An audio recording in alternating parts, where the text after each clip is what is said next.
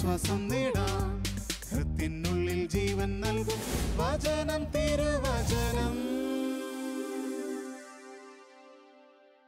യേശുവിൽ സ്നേഹമുള്ളവരെ, പരസ്യ ജീവിതത്തിനൊടുവിൽ, വിചാരണയ്ക്ക് നടുവിൽ നിശബ്ദനായിട്ട് നിന്ന യേശുവിനെയാണ് ഇന്ന് നമ്മൾ ധ്യാനിക്കുക. വിശുദ്ധ മത്തായിയുടെ സുവിശേഷത്തിൽ 26-ാമത്തെ അധ്യായം 63-ാമത്തെ തിരുവചനം ഇങ്ങനെയാണ് പറയുക: യേശു നിശബ്ദനായിരുന്നു. പ്രധാന പുരോഹിതരും ന്യായാധിപ സംഘം മുഴുവനും യേശുവിനെതിരെ കുറ്റം ആരോപിച്ചുകൊണ്ടിരുന്നു. എന്നാൽ യേശു നിശബ്ദനായിരുന്നു. തിരിച്ചു പറയാൻ, പ്രതികരിക്കാൻ ശബ്ദമില്ലാഞ്ഞിട്ടല്ല, വാക്കുകൾ കിട്ടാഞ്ഞിട്ടല്ല, പക്ഷെ യേശു നിശബ്ദത പാലിക്കുകയാണ്. പീലാത്തോസ് പല ആവർത്തി പറയുന്നുണ്ട്, ഒരു കുറ്റവും ഈ മനുഷ്യനിൽ ഞാൻ കാണുന്നില്ല.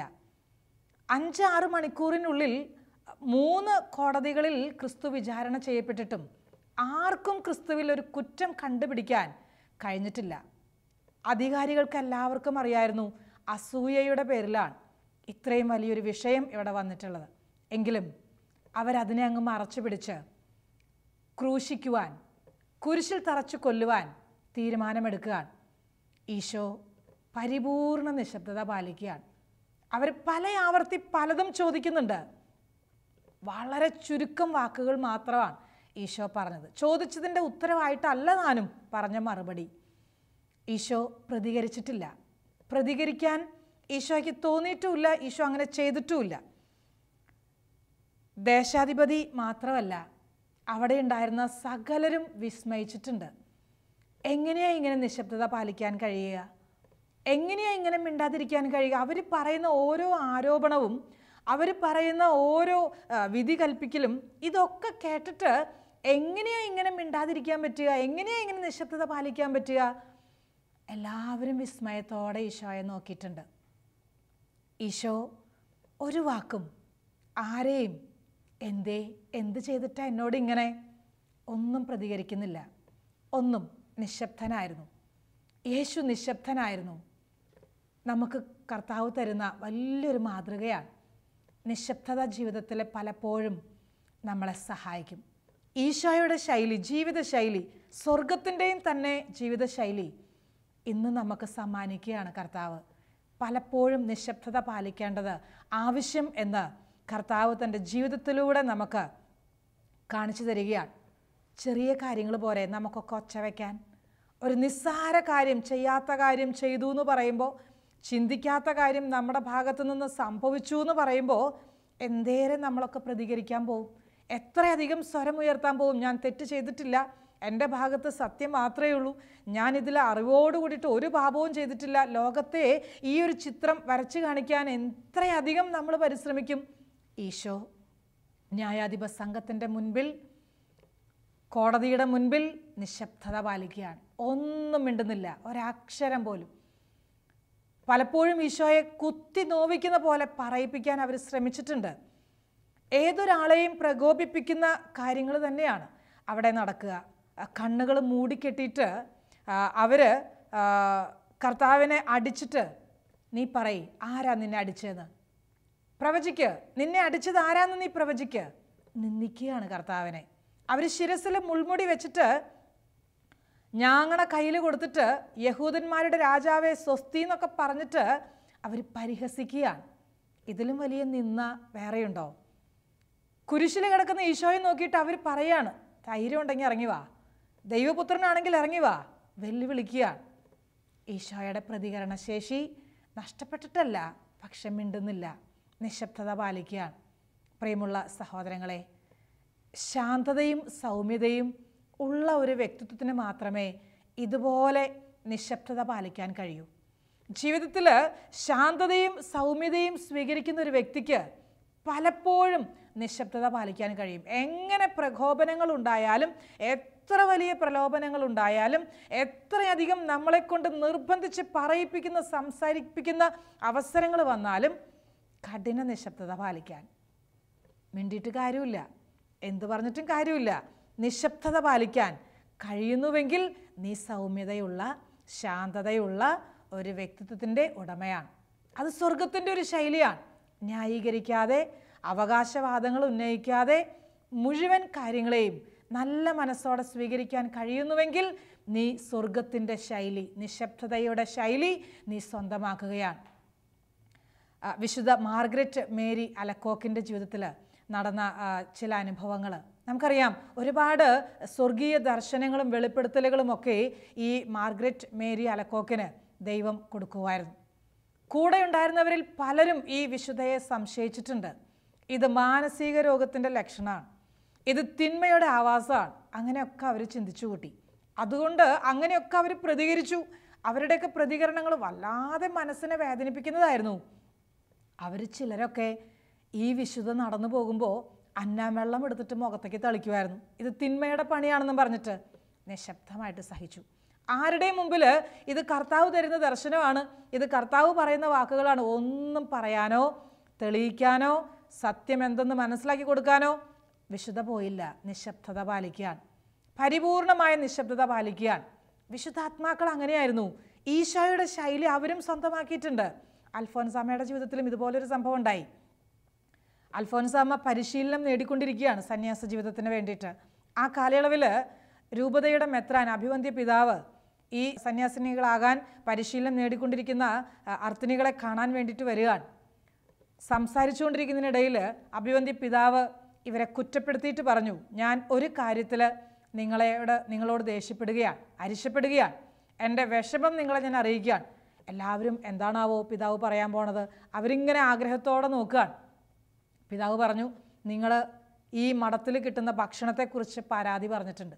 ഇവിടെ മോശം ഭക്ഷണമാണ്, ഇവിടെ ഭക്ഷണം നല്ലതുപോലെ കൊടുക്കുന്നില്ല എന്ന് നിങ്ങളിവിടെ പരാതി പറഞ്ഞതായിട്ട് ഞാൻ അറിഞ്ഞു. അത് തെറ്റാണ്, അങ്ങനെ ചെയ്തേക്കല്ല, അങ്ങനെ പറയാൻ പാടില്ല. നിങ്ങൾക്ക് ഏറ്റവും നല്ല ഭക്ഷണമാണ് ഇവിടെ തരുന്നത്. സന്യാസ ജീവിതത്തിൽ ത്യാഗങ്ങൾ അനുഷ്ഠിക്കേണ്ടി വരും. അങ്ങനെ പിതാവ് ചെറിയൊരു ഉപദേശമൊക്കെ കൊടുക്കുകയാണ്. പിതാവിൻ്റെ മനസ്സിൻ്റെ സങ്കടം അങ്ങ് പറയാം. എല്ലാവരും ഒന്നടങ്കം പറഞ്ഞു, പിതാവേ ഞങ്ങൾ അങ്ങനെ പറഞ്ഞിട്ടില്ല, ഞങ്ങൾ അങ്ങനെ ചിന്തിച്ചിട്ട് പോലുമില്ല, ഞങ്ങൾക്ക് ഇവിടുത്തെ ഭക്ഷണത്തിൽ പൂർണ്ണ തൃപ്തിയാണ്, ഞങ്ങൾ ഒരു വാക്കുപോലും ഇവിടുത്തെ ഭക്ഷണത്തെക്കുറിച്ച് പറഞ്ഞിട്ടില്ല. എല്ലാവരും ഒരേ സ്വരത്തിൽ പറഞ്ഞപ്പോൾ അൽഫോൻസാമ്മ മാത്രം ഒരക്ഷരം പോലും മിണ്ടിയില്ല. എല്ലാവരുടെയും പരാതിയും പരിഭവവും അവരുടെ ന്യായീകരണങ്ങളും അവരുടെ അവകാശവാദങ്ങളൊക്കെ കഴിഞ്ഞപ്പോൾ അൽഫോൻസാമ്മ അഭിവന്ദ്യ പിതാവിൻ്റെ മുമ്പിൽ വന്ന് മുട്ടുകുത്തിയിട്ട് പറഞ്ഞു, പിതാവേ തെറ്റുപറ്റിപ്പോയി, ഞങ്ങൾക്ക് തെറ്റുപറ്റി, ഞങ്ങൾ ഇനി ശ്രദ്ധിച്ചു കൊള്ളാം, ഇനി അങ്ങനെ സംസാരത്തിൽ പിഴവ് വരാതിരിക്കാൻ ഞങ്ങൾ ശ്രദ്ധിച്ചു കൊള്ളാം. 1-2 മിനിറ്റ് നേരത്തേക്ക് അഭിവന്ദ്യ പിതാവ് നിശബ്ദനായി, ഒന്നും മിണ്ടിയില്ല. എന്നിട്ട് അൽഫോൻസായോട് എഴുന്നേറ്റ് നിൽക്കാൻ പറഞ്ഞു. അഭിവന്ദ്യ പിതാവ് പറഞ്ഞു, ഞാൻ നിങ്ങൾക്ക് ഒരു ടെസ്റ്റ് നടത്തിയതാണ്, നിങ്ങളാരും ഇത് പറഞ്ഞിട്ടില്ല എന്ന് എനിക്കറിയാം, പക്ഷേ അൽഫോൻസ മാത്രമാണ് ചെയ്യാത്ത തെറ്റ് ചെയ്തു എന്ന് ഏറ്റെടുക്കാൻ സന്നദ്ധത പ്രകടിപ്പിച്ചത്. ന്യായീകരിക്കാതെയും കുറ്റപ്പെടുത്തലിനെയും ഈ പരിഹാസത്തിൻ്റെ വാക്കുകളെയൊക്കെ നല്ല മനസ്സോടെ സ്വീകരിക്കാൻ അൽഫോൻസാക്ക് മാത്രമാണ് കഴിഞ്ഞത്. അൽഫോൻസ, നീ ഒരു വിശുദ്ധയാവും, പിതാവ് അന്ന് ആശീർവദിച്ചു. എന്നിട്ട് പിതാവ് ഇങ്ങനെ പറഞ്ഞു, ആരെങ്കിലും നിങ്ങളെ കുറ്റപ്പെടുത്തുമ്പോൾ, അനാവശ്യമായ വാക്കുകൾ പറഞ്ഞ് നിങ്ങളെ വേദനിപ്പിക്കുമ്പോൾ നിശബ്ദത പാലിക്കണം, നിശബ്ദത പാലിക്കണം. അവിടെ സ്വർഗത്തിൻ്റെ അനുഗ്രഹങ്ങൾ വാരി വർഷിക്കുന്നത് നിങ്ങൾക്ക് അനുഭവിക്കാൻ കഴിയും. പ്രതികരിക്കണ്ട, അതിനെ എതിർക്കണ്ട, അവരുടെ മുമ്പിൽ സത്യം എന്തെന്ന് തെളിയിച്ചു കൊടുക്കാൻ വ്യഗ്രത കാണിക്കണ്ട. സന്യാസ ജീവിതത്തിലേക്ക് പരിശീലനം നേടിക്കൊണ്ടിരിക്കുന്ന ആ സഹോദരിമാർക്ക് വലിയൊരു തിരിച്ചറിവായിരുന്നു അത്. അന്നു മുതലേ അൽഫോൻസായുടെ ജീവിതത്തിൽ പുത്തൻ കൃപകൾ കർത്താവ് ചൊരിയാൻ തുടങ്ങി. സഹോദര സഹോദരി, മറ്റുള്ളവരുടെ തെറ്റുകൾ ക്ഷമയോടെ നീ സഹിക്കുമ്പോൾ, അവരുടെ തെറ്റുകൾ മറ്റൊരാളുടെ മുമ്പിൽ അനാവരണം ചെയ്യാതെ, മറ്റൊരാളോട് പറഞ്ഞിട്ട് ഇവരുടെ സൽപ്പേര് നഷ്ടപ്പെടുത്താതെ, അത് മനസ്സിൽ നിന്ന് മായ്ച്ചു കളഞ്ഞിട്ട് അവരെ അനുഗ്രഹിച്ച് നീ പ്രാർത്ഥിക്കുന്നുവെങ്കിൽ നിൻ്റെ ജീവിതം കരുണയുടെ ജീവിതമായിട്ട് മാറുകയാണ്. നിൻ്റെ ജീവിതത്തിൽ കരുണ കൊണ്ട് നിറയുകയാണ്. മറ്റുള്ളവർ വേദനയൊക്കെ തരും, ഇഷ്ടം പോലെ വേദന തരും. നീ പ്രതീക്ഷിക്കുന്ന പോലെ ഒരാളും നിൻ്റെ ഒപ്പം നിൽക്കുകയില്ല. നീ എത്രയധികം സ്നേഹിച്ചിട്ടുണ്ടോ സഹായിച്ചിട്ടുണ്ടോ അതിനിരട്ടി വേദന മാത്രമേ നിനക്ക് ലഭിക്കത്തുള്ളൂ. പക്ഷേ നീ അതെല്ലാം മനസ്സിൽ നിന്ന് മായ്ച്ചിട്ട് ഓരോ നിമിഷവും എന്ത് പ്രതികൂല സാഹചര്യം കിട്ടുന്നുവോ അതിനെ മനസ്സിൽ നിന്ന് മായ്ച്ചിട്ട് അനുഗ്രഹിക്കണേ ഈശോയെ, ഈ മോനെ അനുഗ്രഹിക്കണേ കർത്താവേ, ഈ മോളെ അനുഗ്രഹിക്കണേ ഈശോയെ. നീ അങ്ങനെ പ്രാർത്ഥിക്കാൻ തുടങ്ങുന്നുവെങ്കിൽ നിൻ്റെ ജീവിതം കരുണയായിട്ട് മാറുകയാണ്. നീ ക്രിസ്തുവിൻ്റെ ഒരു പ്രതിരൂപമായിട്ട് തീരുകയാണ്. നീ ക്രിസ്തുവിൻ്റെ ജീവിതശൈലി സ്വന്തമാക്കുകയാണ്. വിശുദ്ധ മക്കാരിയൂസിൻ്റെ ജീവിതത്തിൽ ഒരു സംഭവം ഉണ്ടായി. മക്കാരിയൂസ് വിശുദ്ധനാണ്, ഒത്തിരി ഈശോയെ സ്നേഹിക്കുന്ന മനുഷ്യൻ, അറിഞ്ഞുകൊണ്ടൊരു തെറ്റും ചെയ്യാതെ ജീവിതം മുഴുവൻ ഈശോയെ മാത്രം മഹത്വപ്പെടുത്തി ജീവിക്കുന്ന ഒരു സഹോദരൻ. ഒരു തെറ്റായ ജീവിതം നയിക്കുന്ന ഒരു സഹോദരി എല്ലാവരോടും പറഞ്ഞു പരത്തി എന്ത് തന്നെ മാനഭംഗപ്പെടുത്തിയത് ഈ മക്കാരിയൂസ് എന്ന് പറയുന്ന വിശുദ്ധനാണെന്ന്. കേട്ട ജനങ്ങൾ മുഴുവൻ അത് വിശ്വസിച്ചു. അതുപോലെ ഇവൾ അവതരിപ്പിച്ചു. എല്ലാവരും വിശ്വസിച്ചു ഈ മക്കാരിയൂസ് എന്ന വിശുദ്ധൻ വലിയ പാപിയാണ്, മാരക പാപം ഇയാൾ ചെയ്തു കഴിഞ്ഞിരിക്കുന്നു. അവരെന്നാ ചെയ്തെന്നറിയാവോ? ഈ വിശുദ്ധനെ കയ്യിലും കാലിലൊക്കെ കൂട്ടിക്കെട്ടിട്ട് വഴി കൂടെ വലിച്ചഴച്ചുകൊണ്ട് പോവാൻ. നാട്ടിൽ മുഴുവൻ വലിയൊരു പരിഹാസപാത്രമായിട്ട് തീരുകയാണ്. മക്കാരിയൂസ് നിശബ്ദനായി, ഒന്നും പറഞ്ഞില്ല. ഞാൻ ചെയ്തിട്ടില്ല കേട്ടോ, ഞാൻ ഈ തെറ്റിൽ പങ്കാളിയല്ല കേട്ടോ, ഞാൻ അറിഞ്ഞുകൊണ്ട് പാപം ചെയ്തിട്ടില്ല കേട്ടോ. ഒരക്ഷരം പോലും മക്കാരിയൂസ് മിണ്ടിയിട്ടില്ല. അവരെന്ത് പറയുന്നു? ഉള്ളിൽ നിശബ്ദത പാലിച്ച് ദൈവത്തെ മഹത്വപ്പെടുത്തിക്കൊണ്ടേയിരുന്നു. എന്തു സംഭവിച്ചു എന്നറിയാവോ? ഈ സ്ത്രീക്ക് പ്രസവ സമയമായി. എന്ത് ചെയ്താലും പ്രസവിക്കാൻ പ്രസവിക്കുകയല്ല. വേദനയുണ്ട്, പ്രസവത്തിൻ്റെ എല്ലാ മരുന്നുകളൊക്കെ അവർ ചെയ്യുന്നുണ്ട്, പക്ഷേ പ്രസവിക്കാൻ പറ്റുന്നില്ല. ഒടുവിൽ ഈ സ്ത്രീ സത്യം തുറന്നു പറഞ്ഞു. തന്നെ മാനഭംഗപ്പെടുത്തിയത് ആരാണെന്ന് ലോകത്തിൻ്റെ മുമ്പിൽ സത്യം ഉറക്കെ പറഞ്ഞപ്പോൾ ഇതാ എളുപ്പത്തിൽ പ്രസവം നടന്നു. മക്കാരിയൂസ് ദൈവത്തെ വാഴ്ത്തുകയായിരുന്നു. കേട്ട ജനങ്ങൾ മുഴുവൻ കണ്ണു നിറഞ്ഞിട്ട് ദൈവത്തിൻ്റെ മുമ്പിൽ മാപ്പ് അപേക്ഷിക്കുകയായിരുന്നു. എത്രയോ ജീവിതങ്ങളിൽ വിശുദ്ധാത്മാക്കളുടെ ജീവിതമൊക്കെ ഒന്ന് എടുത്ത് നോക്കിക്കോ. അവരെത്രയധികം സഹിച്ചിട്ടുണ്ട്. എല്ലാവരുടെ ജീവിതത്തിലും എല്ലായ്പ്പോഴും സന്തോഷം മാത്രമേ കിട്ടിയിട്ടുള്ളൂ എന്ന് പറയാൻ പറ്റുമോ? ഇല്ല. തെറ്റിദ്ധരിക്കപ്പെട്ട, കുറ്റപ്പെടുത്തലുകൾ സ്വീകരിക്കേണ്ടി വന്ന, ഒറ്റപ്പെടുത്തലുകൾ അനുഭവിച്ചിട്ടുള്ള ഒരുപാട് സാഹചര്യങ്ങൾ. കൂടെ നിന്നവർ വേദനിപ്പിക്കുന്നതാണ് ഏറ്റവും വലിയ വേദന.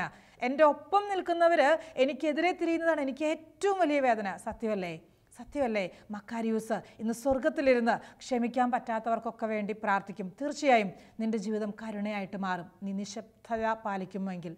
നിശബ്ദത പാലിക്കുമെങ്കിൽ നിൻ്റെ ജീവിതത്തെ കരുണയാക്കി കർത്താവ് മാറ്റിത്തരും. വീണ്ടും നമ്മുടെ അധ്വാനങ്ങളുടെ പ്രതിഫലം അല്ലെങ്കിൽ നമ്മുടെ നേട്ടങ്ങളുടെ മഹത്വം മറ്റുള്ളവർ തട്ടിച്ചെടുക്കുമ്പോൾ അതങ്ങ് വിട്ടുകൊടുക്കാൻ, സ്വന്തം മഹത്വം തേടാതെ മറ്റുള്ളവരെ നമ്മളെക്കാൾ ശ്രേഷ്ഠരായിട്ട് കാണാൻ, മറ്റുള്ളവരെ എല്ലാവരെയും എന്നേക്കാൾ വലിയവരായി കാണാൻ, അവരെയും ദൈവത്തിൻ്റെ മകനും മകളുമായിട്ട് കാണാൻ എൻ്റെ കണ്ണുകൾക്ക് കഴിയുന്നുവെങ്കിൽ, എൻ്റെ ഹൃദയത്തിന് വലിയൊരു വിശാലത കിട്ടുന്നുവെങ്കിൽ ഞാൻ എന്നെ തന്നെ എളിമയുടെ ജീവിതത്തിലേക്ക് നയിക്കുകയാണ്.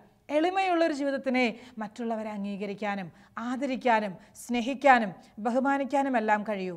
മത്സരിക്കാൻ പോവില്ല, ഒരിക്കലും മത്സരിക്കാൻ പോവില്ല. ആരുടെയും മുമ്പിൽ ഞാനാ വലുത്, ഞാൻ ചെയ്തിട്ടാണ് അങ്ങനെ സംഭവിച്ചത്, ഞാൻ പറഞ്ഞതുകൊണ്ടാണ് ഇത്രയും നടന്നത്. ഇല്ല. എളിമയുള്ളൊരു ജീവിതത്തിന് ഒരിക്കൽ പോലും അങ്ങനെ ചിന്തിക്കാൻ പറ്റത്തില്ല. മാത്സര്യ ബുദ്ധി അവിടെ ഇല്ല. അവരെല്ലാവരുടെയും പുറകിൽ നിൽക്കും, അവരെല്ലാവരുടെയും താഴെ നിൽക്കും. മുന്നിൽ നിന്ന് എല്ലാവരുടെയും മുമ്പിൽ നിന്ന് കൈയടി വാങ്ങാൻ ഇല്ല. എളിമയുള്ള ജീവിതങ്ങൾ. വിശുദ്ധ ഫിലിപ്പിനേരി അറിയാലോ, മണിക്കൂറുകൾ കുമ്പസാരിപ്പിച്ചിട്ടുള്ള വിശുദ്ധനാണ്. ഒരുപാട് സഹോദരങ്ങളെ ദൈവത്തിലേക്ക് നയിക്കാൻ സമയം നോക്കാതെ കഠിനാധ്വാനം ചെയ്തിട്ടുള്ള ഒരു വലിയ വിശുദ്ധൻ. ഈ വിശുദ്ധനെതിരെ എന്തേറെ സഹിക്കേണ്ടി വന്നിട്ടുണ്ട്. ഈ വിശുദ്ധനെതിരെ എന്തേറെ ആരോപണങ്ങൾ ഉണ്ടായിട്ടുണ്ട്.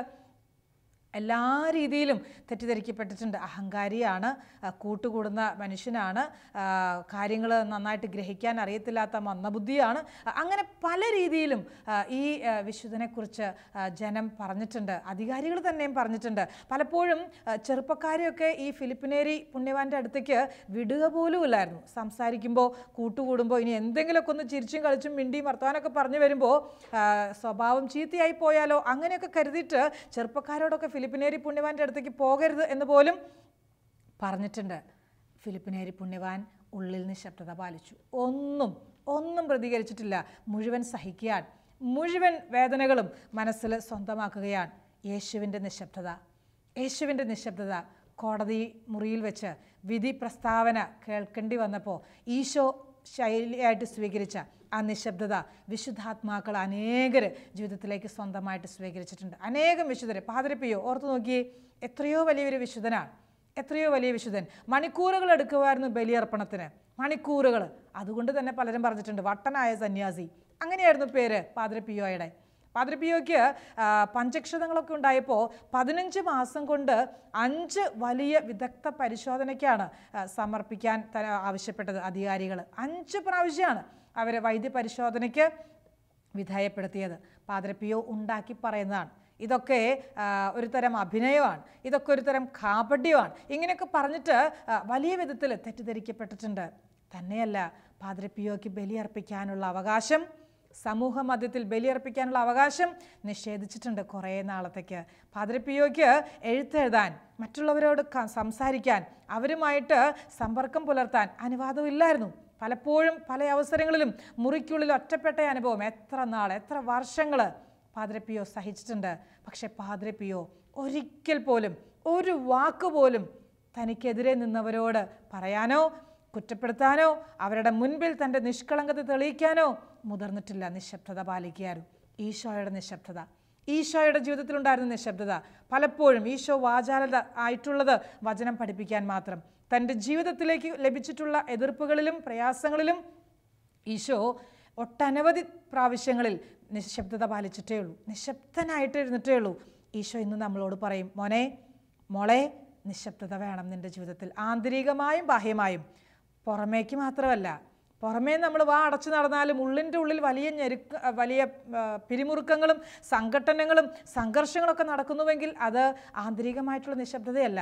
ഉള്ളിൻ്റെ ഉള്ളിൽ മനസ്സേറെ ശാന്തമാക്കി സ്വസ്ഥമാക്കി ഞാൻ എൻ്റെ ഈശോയുടെ കൂടെ, ആരും മനസ്സിലാക്കിയില്ലെങ്കിലും എൻ്റെ ഈശോ എന്നെ മനസ്സിലാക്കുന്നു, ആർക്കും എന്നെ തിരിച്ചറിയാൻ കഴിയുന്നില്ലെങ്കിലും എൻ്റെ ഈശോ എന്നെ തിരിച്ചറിയും. ഈ ഒരു ശൈലിയിലേക്ക് നമ്മൾ വരുമ്പോൾ, ഈ ഒരു നിശബ്ദതയുടെ ജീവിത രീതി നമ്മൾ സ്വന്തമാക്കുമ്പോൾ സ്വർഗം തന്നെ നമുക്ക് വേണ്ടി വാദിക്കുന്ന അനുഭവം ഉണ്ടാവും, സ്വർഗം തന്നെ നമുക്ക് വേണ്ടി സംസാരിക്കുന്ന അനുഭവം ഉണ്ടാവും, സ്വർഗം തന്നെ നമുക്ക് വേണ്ടി അധ്വാനിക്കുന്ന ഒരവസരം ഉണ്ടാവും. ആരും നമ്മുടെ കൂടെ ഇല്ലെങ്കിലും സ്വർഗത്തിൻ്റെ ഒരു അംഗീകാര മുദ്ര, ഇവൻ എൻ്റെ മകനാണ്, ഇവൾ എൻ്റെ മകളാണ്, ഇവളുടെ ഭാവി ഞാൻ സുരക്ഷിതമാക്കും, ഇവളുടെ ഓരോ കാൽവെപ്പിലും ഇവൻ്റെ ഓരോ പദ്ധതിയിലും സ്വർഗത്തിൻ്റെ അംഗീകാരമുദ്ര. ഇത് കർത്താവിൻ്റെ സമ്മാനമാണ്. നിശബ്ദത പാലിക്കുന്നവർക്ക് സ്വർഗം തരുന്ന സമ്മാനം, നിശബ്ദത പാലിക്കാൻ കഴിയുന്നവർക്ക് സ്വർഗത്തിൻ്റെ ഒരു സഹായം എപ്പോഴും ഉണ്ടാവും. ആരും പറഞ്ഞിട്ടല്ല, ആരുടെയും നിർബന്ധം കൊണ്ടല്ല, സ്വയം തീരുമാനിക്കുകയാണ്. ഏത് എതിർപ്പിലും ഞാൻ നിശബ്ദത പാലിക്കും. എന്നെ പ്രകോപിപ്പിക്കുന്ന രീതിയിൽ എത്ര വാക്കുകൾ കേൾക്കേണ്ടി വന്നാലും, എത്ര രീതിയിൽ എൻ്റെ സൽപ്പേര് നശിപ്പിച്ചാലും, എൻ്റെ ഭാവി ജീവിതത്തെ മുഴുവൻ തകർത്താലും ഞാൻ നിശബ്ദത പാലിക്കുകയാണ്. അത് സ്വർഗത്തിൻ്റെ ഒരു അംഗീകാരം നമുക്ക് ഏറ്റുവാങ്ങാൻ കഴിയുന്ന നിമിഷങ്ങളാണ്. ആ സമയം ഒന്ന് ഓർത്തു നോക്കിയേ, നമ്മുടെക്കിടയിൽ എത്രയോ സഹോദരങ്ങളുണ്ട് ഒരിക്കൽ പോലും തൻ്റെ ഭാഗം ന്യായീകരിക്കാൻ ശ്രമിക്കാതെ നിശബ്ദമായിട്ട് സഹിക്കുന്നവർ ഇല്ലേ? അനവധി പേര്. വേദന ഒരുപാടുണ്ടെങ്കിലും മറ്റുള്ളവരുടെ മുമ്പിൽ ചിരിച്ചു കാണിച്ചിട്ട് ഒന്നുമില്ല, സന്തോഷമാണ്, സുഖമാണ്, അങ്ങനെ പറയുന്ന അനേകരെ കണ്ടിട്ടില്ലേ? സ്വർഗത്തിൻ്റെ ഒരു കയ്യൊപ്പ് അവർ ഏറ്റുവാങ്ങുകയാണ്. ഓരോ പ്രാവശ്യവും ഓരോ വേദനയുടെ നിമിഷത്തിലും അവർ മുന്നോട്ട് നിശബ്ദത പാലിച്ചു പോകുമ്പോൾ സ്വർഗത്തിൻ്റെ ഒരു കയ്യൊപ്പ് അവർക്ക് ലഭിക്കുകയാണ്. ഈശോ നിശബ്ദത പാലിച്ചത് ശബ്ദമില്ലാത്തവർക്ക് വേണ്ടിയിട്ടായിരുന്നു, ശബ്ദിക്കാൻ കഴിയാത്തവർക്ക് വേണ്ടിയിട്ടായിരുന്നു, ശബ്ദിക്കാനുള്ള ശേഷി നഷ്ടപ്പെട്ടവർക്ക് വേണ്ടിയിട്ടായിരുന്നു. വലിയ ശബ്ദമായി തീരാൻ, ആർക്കും പിടിച്ചു നിർത്താൻ പറ്റാത്ത രീതിയിൽ വലിയ ശബ്ദമായി തീരാൻ ഈശോ നിശബ്ദത പാലിച്ചു. നിശബ്ദതയുടെ കൃപ നമുക്കെല്ലാവർക്കും ഏറ്റുവാങ്ങാം. കർത്താവിൻ്റെ നിറഞ്ഞ സാന്നിധ്യം നമ്മളെല്ലാവരെയും സഹായിക്കട്ടെ. ഒരു നിമിഷം നമുക്ക് കണ്ണുകളടച്ച് പ്രാർത്ഥിക്കാം. കർത്താവായ ഈശോയെ, ജീവിതത്തിൽ എതിർപ്പുകളും പ്രതിബന്ധങ്ങളും പ്രതികൂലങ്ങളും സംഭവിക്കുമ്പോൾ നിശബ്ദത പാലിക്കാൻ, ഉള്ളിൻ്റെ ഉള്ളറകളിലും നിശബ്ദതയോടെ എല്ലാ അനുഭവങ്ങളെയും ഏറ്റുവാങ്ങാൻ എന്നെ സഹായിക്കണമേ. അങ്ങ് കൂടെ ഉണ്ടാകണമേ. നിത്യം പിതാവും പുത്രനും പരിശുദ്ധാത്മാവുമായ സർവേശ്വര എന്നേക്കും ആമേൻ.